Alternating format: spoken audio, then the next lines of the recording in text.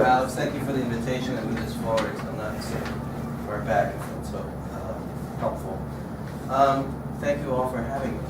It's a pleasure to be here. Ramapo, I guess, has a shared relationship with Kilmer, the property that Ramapo is on. It's much rumored that the Copper Beech, which came down 2 years ago, was indeed the tree that Kilmer wrote about. It was a spectacular tree, actually. It was a spectacular tree, and they took samples of the tree, core samples, so that ring samples, so that they could make various pieces out of it. We also hope that Ray Leslie, a former student, his grade is in, so now I can call him former. But we hope to build a relationship between Ramapo's creative writing program and the society here. Perhaps offer the campus as a place to meet and invite some students to come do readings and use the campus as much as possible. I'm doing this invitation without any type of collaboration with my boss, President Mercer.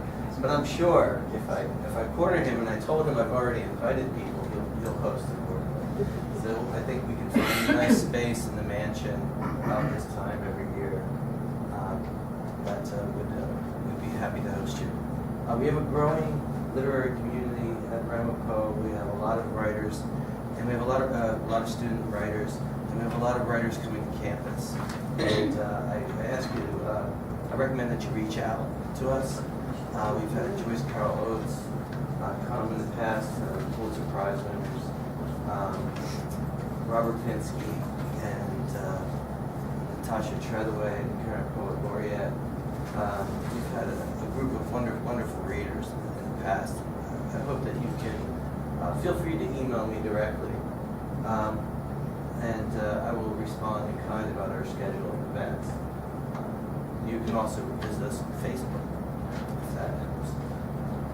We try to communicate as effectively as we can. Sometimes we fail at that, I think, as a college. And I hope that we can improve that in the next generation. Okay, so I didn't want to bore you with a lecture, but so I didn't write one.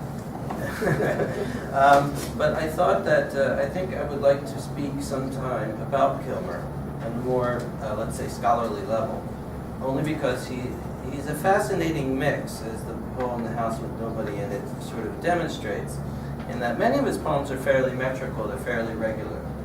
This poem is not, although it has a nice rhyming couplet going on in it. It's largely a conversational poem. The criticism about Kilmer was that he was a bit of a, maybe a throwback to his contemporaries. There's this huge push of other New Jersey poets like William Carlos Williams down in Rutherford writing his verse, and they were changing the way poems were to be for the future.